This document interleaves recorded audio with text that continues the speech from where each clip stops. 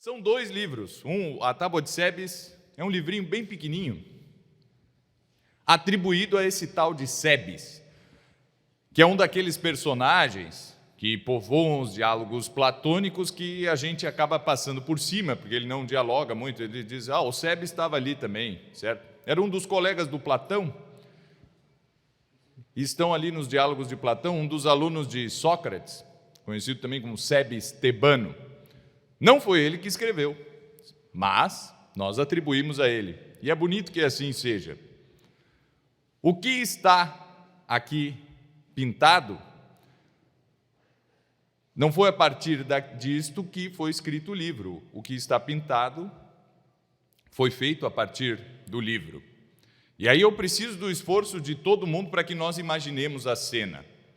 Nós estamos num templo, no templo do deus Cronos. E somos todos jovens estudantes, isso aí não é difícil imaginar, é o nosso caso aqui. Estamos passeando pelo templo, e aí nos deparamos com essa tábua. E aí depois vocês todos vêm aqui, deem uma passada ao longo do dia e deem uma olhada aqui. E é difícil de interpretar e saber o que significa. Na verdade, não faz sentido nenhum, sem uma explicação, vai ficar por isso mesmo. Mas eis que surge um ancião e diz, olha, não é de se admirar que vocês não entendam o que está escrito, o que está pintado nessa tábua, porque ela foi posta aqui também por um estrangeiro, praticante de um modo de vida pitagórico e parmenídeo. E eu já sou muito velho, eu convivi com esse ancião e eu vou explicar. E o livro todo é a explicação, então, desse desenho.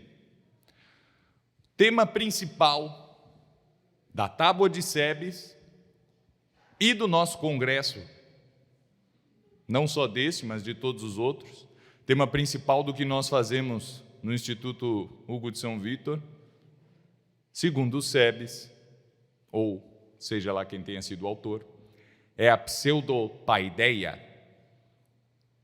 que nós preferimos traduzir por pseudoeducação. Não, mas eu quero a educação verdadeira. Alguém aí quer uma pseudoeducação ou quer a educação verdadeira? Não é? Alguém gostaria de receber uma pseudoeducação ou a educação verdadeira?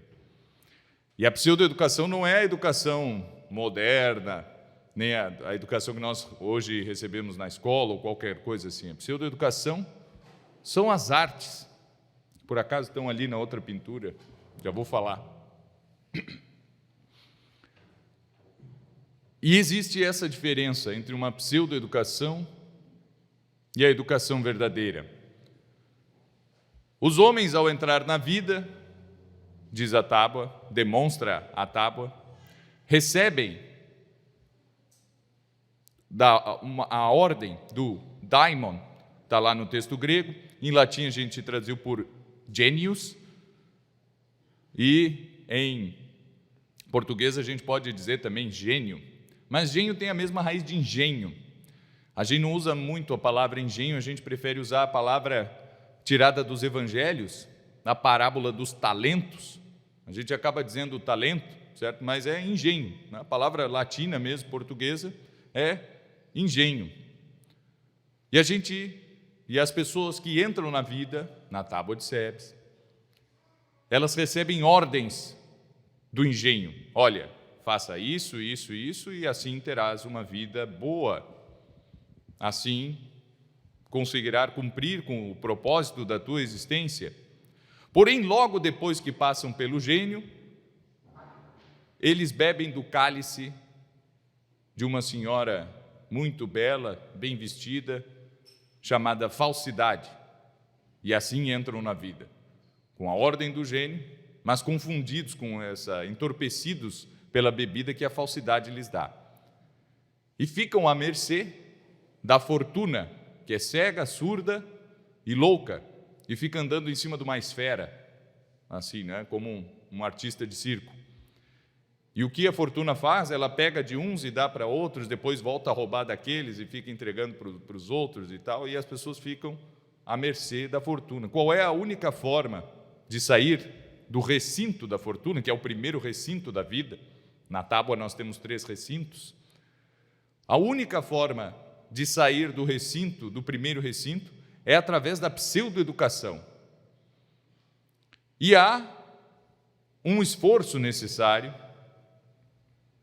através da penitência, metanoia, para se chegar à pseudoeducação. E o que é a pseudoeducação? Bem, é a gramática, é a retórica, é a lógica, é a aritmética, a geometria, a música, a astronomia, mas também a filosofia, também a metafísica, também as belas artes. Esta é a pseudoeducação. Mas por quê? Pseudo. Isso já é uma coisa boa. A verdadeira educação está no terceiro recinto, não nesse segundo recinto das artes, que é o recinto da felicidade, é o recinto das virtudes, é o recinto onde realmente se cumpre os maiores propósitos da vida. Mas há quem, segundo o Sebes, pare no primeiro recinto, no recinto da fortuna. Há quem pare no segundo, que é o recinto da pseudoeducação. E só alguns poucos conseguem atingir o terceiro. Há outro caminho de passar da fortuna, do recinto onde existem os vícios, onde existe a tristeza e o sofrimento, diretamente para o terceiro, onde existe a felicidade, a vida virtuosa e a sabedoria. Não dá. A única forma, segundo o Sebes, é passando pelo segundo recinto. E aí, muitos dirão, não, mas espera um pouquinho, eu não preciso estudar gramática, retórica, nem pintura, nem nada disso para poder ser feliz. E está correto? Para ser sábio também está correto, não necessariamente. Mas nós não sabemos outra forma. Nós não conhecemos outra forma.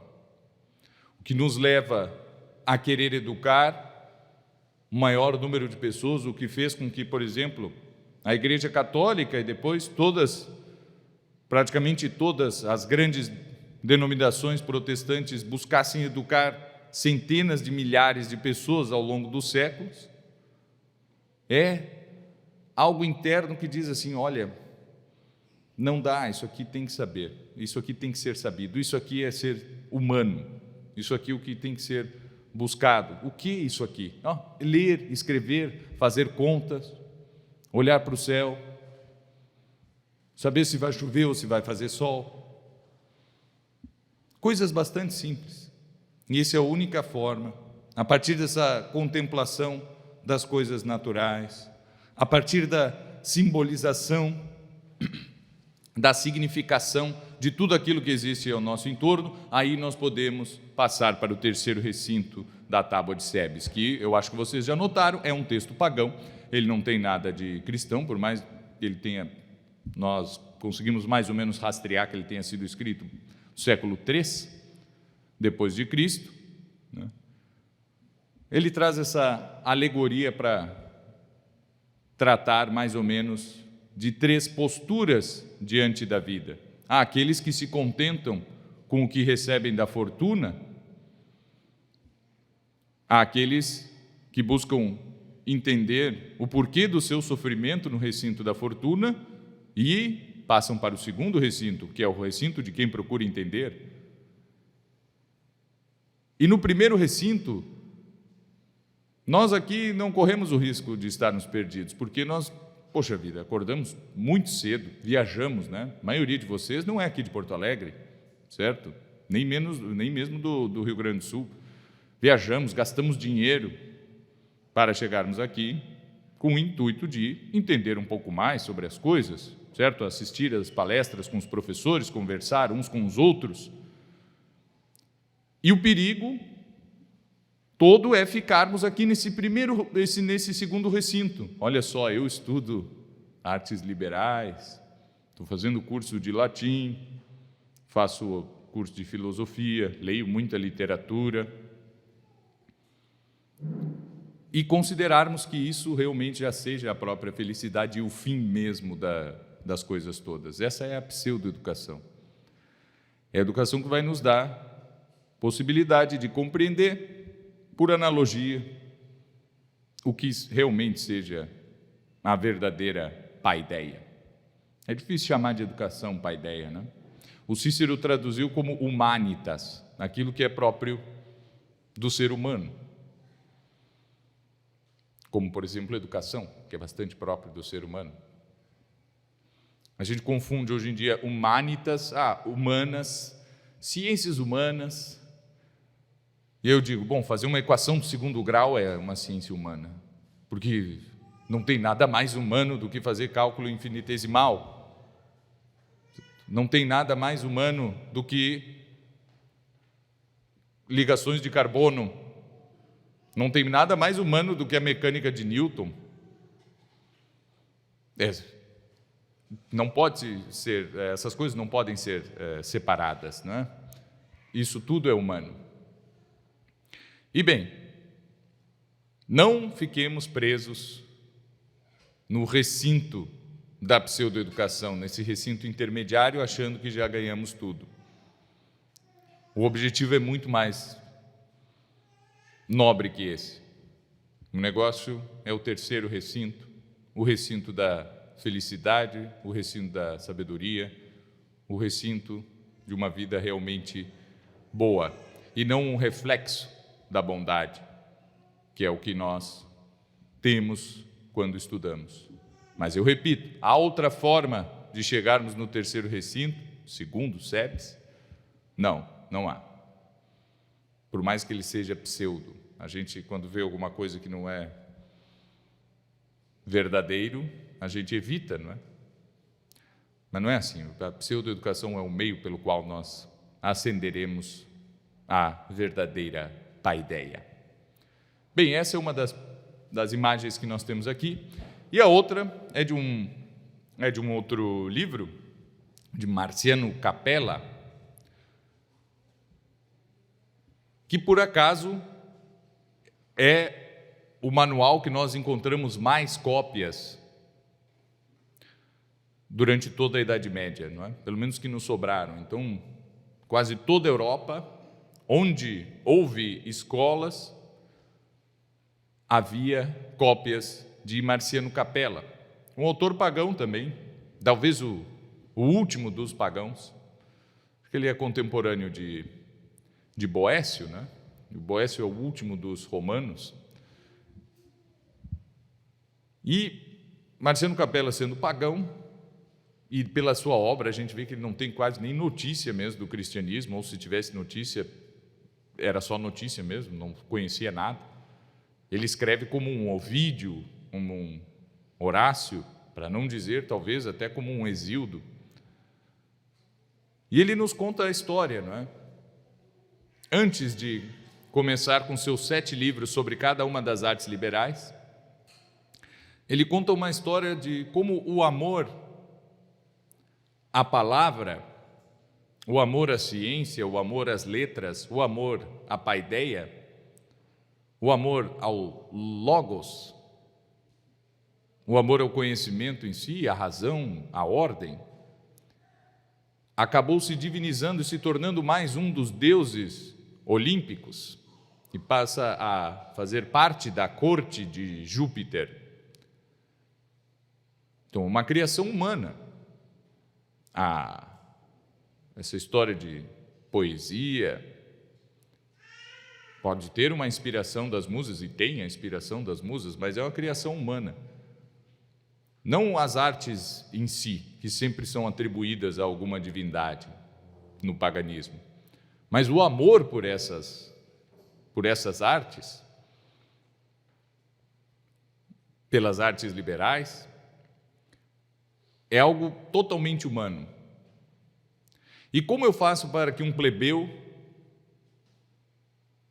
tratando assim a corte de Júpiter como uma monarquia, não é? Os homens, os mortais, são como o povo, são os plebeus, enquanto o Olimpo é a corte. Como faz para um plebeu? Qual é a única forma de um plebeu ascender à corte?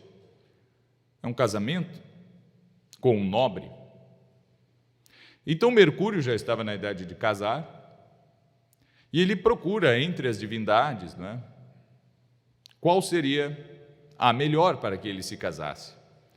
E Mercúrio, ele é aquele que traz a palavra dos deuses até os homens, não é? Ele é um intermediário entre os deuses e os homens. Júpiter não fala com ninguém, quem fala é Mercúrio, não é? Júpiter nem fala. Se vocês lembrarem dos Atos dos Apóstolos, está Paulo e Barnabé entre os gregos, acontece um milagre e o pessoal diz: os deuses estão entre nós. Um é Júpiter, Barnabé, não fala nada, fica assim, parado do lado. Esse é Júpiter.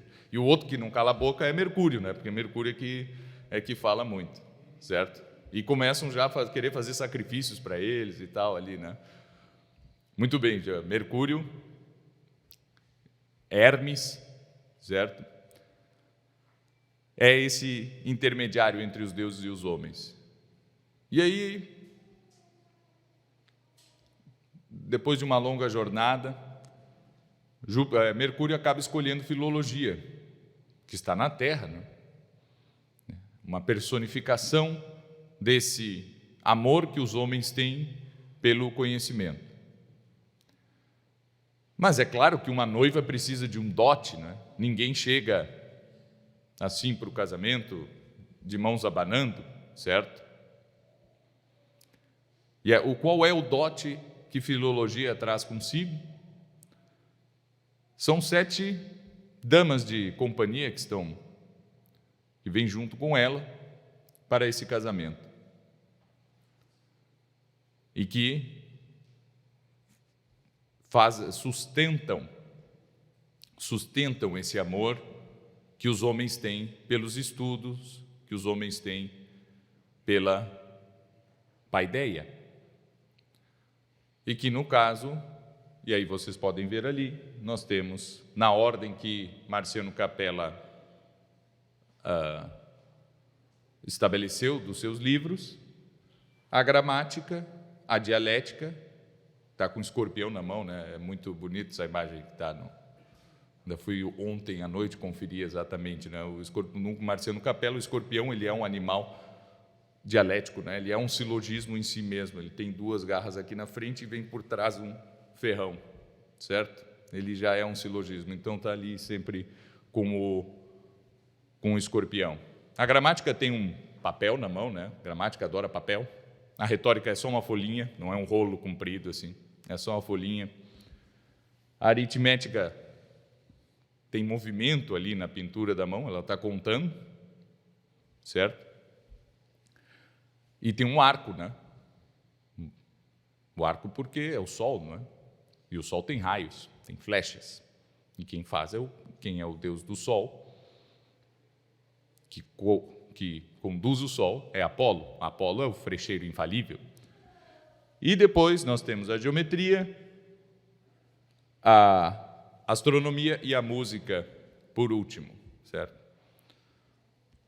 É a imagem com que povoou durante toda a Idade Média o imaginário de todos os estudantes cristãos mesmo. Primeiro porque esse livro é escrito por um educador, e no caso, nós diríamos hoje, um homeschooler. O Marciano Capella ele escreve para o seu próprio filho, ele fez um manualzinho para conseguir ensinar artes liberais para o seu próprio filho. E no início nós temos inclusive o diálogo, não é? Marciano Capella começa a cantar e o filho dele: "Ô pai, que história é essa? O que você já está cantando aí? Tá bem tu com essas histórias da carochinha de deuses e coisas?" A gente vê já o paganismo decadente, já não é mais uma religião, mesmo para não cristãos. Ninguém mais acredita em Júpiter e tal. E o Marciano Capella argumenta: olha, não há outra forma de eu explicar coisa alguma se não for com esses deuses aqui, essas divindades que Marciano Capella é um dos sujeitos mais eruditos de todos, assim, é impressionante, não é? Mais do que Apuleio, mais do que o próprio Ovídio.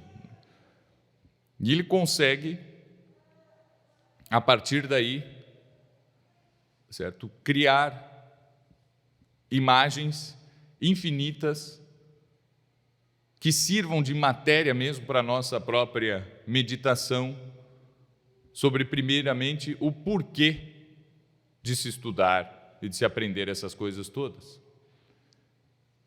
E o quão nobre e elevado é o amor pelo conhecimento. O amor pela palavra, o amor pelos números. É só assim, só com histórias. E a gente precisa iniciar a educação com essa contação de histórias. Ou pelo menos foi isso que fizeram durante toda a Idade Média, no Renascimento, então nem se fala, quando já se tinha acesso a muito mais material, né? Se nós pegarmos, por exemplo, São Boaventura ou São Tomás de Aquino mesmo, onde vocês acham que eles estudaram gramática, retórica, tiveram os rudimentos de lógica? Deve ter sido. A lógica deve ter estudado Aristóteles, não é? Não sei o quê. Não, sem antes ler o Marciano Capella. Ninguém ia a lugar nenhum sem Marciano Capella. Houve outros manuais? Sim, muitíssimos, mas nenhum tão difundido. Nós conseguimos rastrear em bons escritores da Idade Média, como o próprio São Tomás de Aquino, por exemplo, o latim do Marciano Capella. Certas escolhas que ele faz, que São Tomás faz na sintaxe, está ali o Marciano Capella. E assim nós vamos encontrar em muitos outros. Certo? E é um autor totalmente esquecido, um autor que em português não está traduzido, e aí, grande coisa, pode traduzir e fazer o que quiser, certo? Não vai dar para entender. Ele já é o próprio desafio. Ele por si só não é um texto autoexplicativo. Se eu não li tudo que o Marciano Capella leu, ou se eu não tiver uma edição em que para cada verso ele é aquela mistura, como no Boécio, não é? Mistura de verso e prosa, que nós vamos ver por toda a Idade Média, até chegar no Dante Alighieri também, a Vita Nova, ele põe o verso, depois explica o verso, põe o verso, explica o verso em prosa e tal. Mas se nós não lermos tudo aquilo que Marciano Capella leu, nós não chegamos muito longe. Bom, então o que fazer? Ler o que Marciano Capella leu. Certo? E aí sim é possível chegarmos a compreender, segundo a explicação do Marciano Capella, o porquê de ter sido elevado ao Olimpo esse amor humano que é uma criação nossa, é uma coisa que brota aqui dos nossos corações e que, de repente, o próprio Deus Mercúrio, o mensageiro dos deuses, certo? Quem leu Camões lembra do Mercúrio, né? Logo no início lá, Marte aconselha Júpiter a enviar Mercúrio para organizar a coisa na Terra, certo? Inclusive o concílio dos deuses que nós vemos em tantos lugares, inclusive no Camões ali e também no Marciano Capella, é óbvio que tem um concílio dos deuses para ver se Júpiter aprova, não é? O casamento de Mercúrio com uma plebeia, que é essa tal de filologia. Não confundamos filologia com aquilo que hoje em dia nós temos como filologia, certo? Essa disciplina que no Brasil não é praticada, assim, nas universidades e tudo isso, mas existe, certo? Não confundamos isso. Peguemos na palavra no seu sentido mais original, no sentido de origem mesmo, certo? Esse amor pela palavra, mas logos todos aqueles que já tentaram entender as primeiras palavras do Evangelho de São João sabem muito bem, não é? É verbo, é ordem. Então, o cristão, os teólogos estão desde sempre tratando dessa tal palavra assim, no que qual é a melhor forma de tirar logos e passar para qualquer outra língua, né? E nós vemos uma lista que ainda não terminou, não é? Para nós realmente entendermos isso aí. Amor pelo logos. Marciano Capella é pagão e eu não me interesso muito por essa história de paganismo aí e tal, porque nós temos no cristianismo tudo o que o paganismo poderia nos dar. E sim, é verdade. Mas São João só conseguiu escrever o seu evangelho porque ele tinha as palavras pagãs, certo? Não foi São João que inventou, não foram os evangelistas que inventaram, não foram os autores da Septuaginta, os tradutores da Septuaginta que inventaram essas palavras. E nós, como cristãos, seguindo a boa tradição, devemos amar também essas palavras, certo? Devemos querer elevá-las a uma tal nobreza e ter isso como o que nos move na vida de estudos. E aí, voltando para a Tábua de Sebes, o que nos move para sairmos do recinto da fortuna, do erro, da falsidade, entrarmos no recinto da pseudoeducação e aí sim ascendermos ao recinto da sabedoria.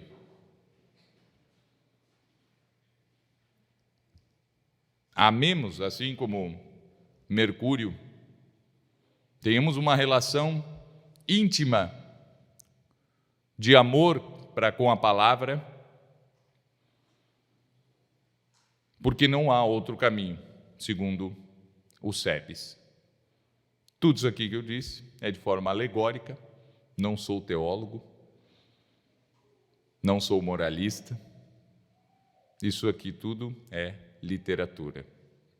E fica aí as imagens durante esse congresso, para que nós possamos aí povoar um pouco mais a nossa imaginação com esses temas todos que nós trataremos aqui até o fim do dia, menos o churrasco talvez no final, certo? Mas até o fim do dia nós trataremos dessa pseudoeducação que se celebra nesse casamento de Mercúrio com filologia.